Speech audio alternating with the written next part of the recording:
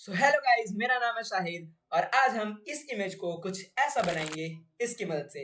मतलब कि pure logic की मदद से हम एक इमेज को एक एस्काई आर्ट में बदलेंगे जहां पे खेल होगा लूप्स एंड कंडीशनल स्टेटमेंट का। तो चलिए चलते हैं वीडियो की ओर। सो गाइस, वीडियो में आगे बढ़ने से पहले कुछ प्री रिक्वायरमेंट्स है जो आपको आनी चाहिए। मतलब आपको बेसिक पाइथन का स्ट्रक्चर पता होना चाहिए कि पाइथन कैसा काम करता है, क्या है। एंड दूसरा, आपको पाइथन के अंदर conditional statement and loop statement की बेसिक्स आनी चाहिए। तब आप इस प्रोजेक्ट को बनाने के लिए बिल्कुल एकदम सही स्टेप में हो। तो और वीडियो में आगे बढ़ने से पहले इसके कोडिंग को समझने से पहले इसके पीछे के लॉजिक को समझते हैं कि आखिर ऐसा काम कैसे करेगा। मतलब क्या क्या चीज हम इस इमेज से क्या क्या करेंगे, तो फिर आगे हम कोडिंग में समझ जाएगा। तो गाइज, सबसे पहले ये जो इमेज है ये मेरा आउटपुट है, ये इस इमेज का आउटपुट है, ठीक है, जो मैंने बनाया है। इसके पीछे की कोडिंग हम लोग आगे चल के समझेंगे, पर पहले आपको कुछ चीजें समझ में आनी चाहिए। मतलब कि इसमें कितने रोज एंड कॉलम है। मतलब ये ऐसा है कि हम एक कैनवास बनाएंगे। सबसे पहले इस कैनवास में, चूंकि मेरे बैकग्राउंड में कुछ भी नहीं है, मतलब स्पेस है, तो यहाँ पे हम लोग सब जगह स्पेस प्रिंट करवाएंगे।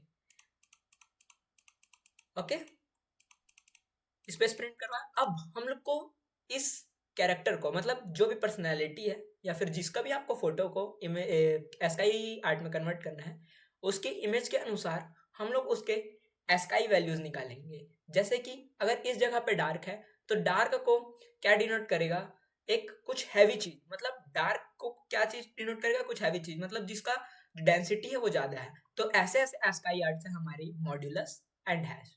तो डार्क जगह पे आपको हैज और मॉड्यूलस का यूज करना है, और जहाँ पे लाइट जगह है, मतलब जहाँ पे थोड़ा कम डेंसिटी है, वहां पे हम लोग को कम डेंसिटी वाले एस्काई वैल्यूज करने हैं, जैसे कि dot plus is equal to. Okay guys, इतना समझ में आया। अब जो कि मैं बता रहा था कि हम एक पहले कैनवास बनाएंगे।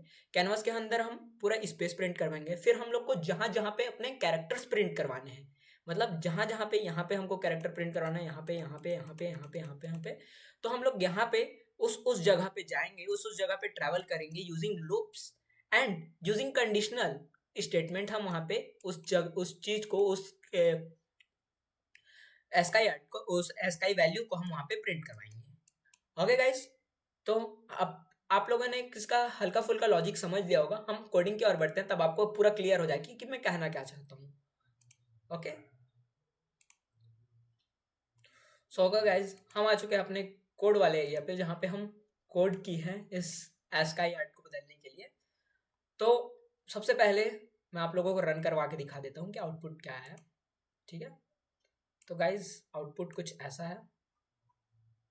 ओके, ये पहले आउटपुट लिया हुआ है। ओके, अभी हम इसको टर्मिनल को बंद करते हैं। ओके, मैं एक बार चेक कर लेता हूँ। ओके, सब चीज़ ठीक है। अब स्क्रीन को थोड़ा बड़ा करते हैं, आपको जहाँ समझ आएगा। ओके गाइस, तो अब क्या करना है, आप कोड समझना है आपको, ठीक है। सबसे पहले आपको कोड में एक वेरिएबल, एक फंक्शन डिफाइन करना है। फंक्शन क्यों डिफाइन करना है, ताकि हम जब भी एस्का उस इमेज को बनाना चाहें तो हमको दोबारा पूरा से पूरा कोड ना लिखना पड़े। हम सिर्फ वो फंक्शन कॉल करेंगे और वो इमेज प्रिंट हो जाएगी हमारे पास। ओके, उसके बाद सबसे पहले जो मैंने आपको बताया कि इस इमेज पे, ठीक है, किस इमेज पे मैं ले जाता हूँ, एक सेकंड, डिस्प्ले कैप्चर ऑन करने के लिए। ओके, सो इस इमेज में जैसा कि मैंने बताया कि आपको हाइट एंड कॉलम की जरूरत पड़ेगी। मैं स्प्लिट स्क्रीन कर देता हूँ।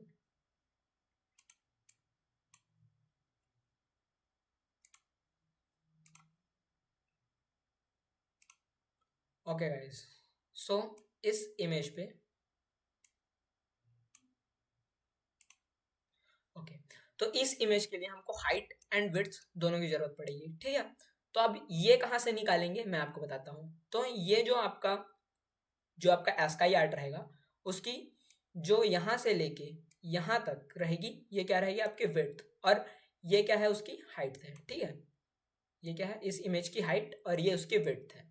अब आप इसको ऐसा समझ सकते हैं कि हाइट को हम एज अ रो मानेंगे और विड्थ को एज अ कॉलम। मतलब कहना क्या चाह रहा हूं मैं कि हाइट क्या है, आपकी रो क्या होती है आपकी up to down, and column क्या होती है आपकी लेफ्ट टू राइट जाना, ठीक है। तो अब हाइट में जब हम ऊपर से नीचे आएंगे तो यहाँ पे हमारा जो हाइट है वैल्यू है 28। अब इसकी वैल्यू अगर आप काउंट करेंगे यहाँ से 1 2 3 4 5 6 ऐसा करके ये 28 तक है।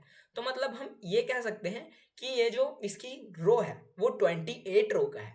एंड अगर हम इसकी विड्थ की बात करें तो एक रो में जितने इसमें सबसे ज़्यादा हाईएस्ट जो हमारे कैरेक्टर्स प्रिंट हुए हैं वो यहाँ तक के हैं, मतलब एक रो में जितने हाईएस्ट कैरेक्टर प्रिंट हुए हैं वो इसकी विड्थ है बेसिकली, ठीक है। तो अब इसके लिए हम एक लूप चलाएंगे, चूंकि ये पाइथन है इसमें हम रेंज के अंदर लूप चलाते हैं और रेंज में हमेशा जो है लूप वो 0 से स्टार्ट होती है और लास्ट एंडिंग होती है आपके दिए हुए रेंज पर। मतलब ये वैल्यू चलेगी 0 टू लेके 27 तक n-1 तक चलेगी, ठीक है। मतलब पूरा 28 बार चलेगी बट स्टार्टिंग 0 से होगी, ओके। और उसके बाद इस रो के अंदर हम कॉलम को रखे हैं। रो के अंदर कॉलम क्यों रखे हैं? रो के अंदर कॉलम रखने का रीजन ये है गाइस कि मैं दूसरा कलर लेता हूँ। हाँ, रो के अंदर कॉलम करने का ये रीजन है कि हम सबसे पहले एक रो पे जाएंगे, उस रो के अंदर हम हर कॉलम पे जाएंगे, ओके। इसीलिए हम रो को पहले लिए हैं, उसके अंदर में हम कॉलम लिए हैं। मतलब रो 0 के अंदर जाए तो कॉलम 0, कॉलम 1, कॉलम 2, कॉलम 3 ऐसा करते करते पूरा चलेगा। उसके बाद फिर दूसरा आएगा तो कॉलम 2 के अंदर फिर कॉलम 1 सॉरी रो 2 के अंदर फिर कॉलम 0 से लेके कॉलम लास्ट तक चलेगा। अब बस हमको करना क्या है कि हम इस एक स्पेस प्रिंट करवा देंगे, मतलब पूरे कैनवास पे हम लोग यहाँ पे स्पेस प्रिंट करवा देंगे। जैसा कि मैंने आप लोगों को बताया कि हम सबसे पहले एक कैनवास क्रिएट करेंगे, उस कैनवास पे हम हर जगह स्पेस प्रिंट करवा देंगे। अब यही वो स्पेस है जो हम स्टोर करवाएंगे, प्रिंट नहीं करवाएंगे, स्टोर करवाएंगे। अब उसके बाद हम कंडीशनल लगाएंगे, कंडीशन स्टेटमेंट लगाएंगे। If row is equal to 0 तो हम हर रो के लिए ये कंडीशनल स्टेटमेंट लगाएंगे क्योंकि हर एक रो में कुछ ना कुछ प्रिंट हो रहा है, ओके। देन हम जिसमें जिसमें प्रिंट करवाना है उस कॉलम का हम यहाँ पे लोकेशन डालेंगे। मतलब if row is equal to 0 मतलब इस रो के 21वें कॉलम पे अगर कोई वैल्यू, अगर जो हमारा लूप है अगर वो उसका रेंज जो है, रो का रेंज जो है वो मतलब सॉरी कॉलम का जो रेंज है वो विड्थ के अगर 21 नंबर पे है तो यहाँ पे वो कंडीशन जो है ट्रूथ हो जाएगी। मतलब कि 21 जो है 21 कॉलम पे है, हाँ जी है, इसने बोला हाँ है, लूप चलाया हमने, वो पहुंचा 21 पे, बोला कि क्या कॉलम 21 के बराबर है, तो उसने बोला कि हाँ कॉलम तो 21 के बराबर है। तो अगर कॉलम 21 के बराबर है तो आप यहाँ पे डॉट स्टोर कर दीजिएगा। मतलब कि जहां पे पहले स्पेस था उस जगह को हटा के हम यहाँ पे डॉट स्टोर करवा दिएगा। इसी अब जो हमारी कॉलम की लूप है वो अब 0 से लेकर 21 पे चली, 21 पे इसने ये स्टोर कर दिया। अब क्या आगे, अब ये लाएगा यहाँ पे, सीधा लाएगा यहाँ पे ये सारी, जब अगर कंडीशन जो हमारी है वो ट्रूथ हो जाती है मतलब कंडीशन सेटिस्फाई कर जाती है तो सीधा वो उसे एग्जीक्यूट करता है। मतलब कि वो आएगा यहाँ पे प्रिंट करेगा कैरेक्टर, मतलब कैरेक्टर में हमने क्या स्टोर किया था डॉट, तो वो डॉट को आके यहाँ पे प्रिंट कर देगा 21वें नंबर पे। और ऐसे ही जो हमने पहले क्या स्टोर करवाया था, हमने स्पेस स्टोर करवाया था, तो उस जगह पे तो हमारा कोई कंडीशन स्टेटमेंट कोई भी ट्रू नहीं हुआ, मतलब कोई भी कंडीशन सेटिस्फाई नहीं की, जितनी भी कंडीशन थी, मतलब जिस जिस जगह पे स्पेस है उस जगह पे कंडीशन सेटिस्फाई नहीं हुई थी। तो वो जो स्पेस है वो भी डायरेक्ट बिना हर चीज छोड़ के हर पूरा यहाँ तक रन करेगा, देखेगा कि हाँ ये वाला है, ये वाला, ये वाला, ये वाला, कोई भी सेटिस्फाई नहीं करेगा। उसके बाद वो आएगा यहाँ पे आखिरी में और यहाँ पे आके वो स्पेस प्रिंट करेगा।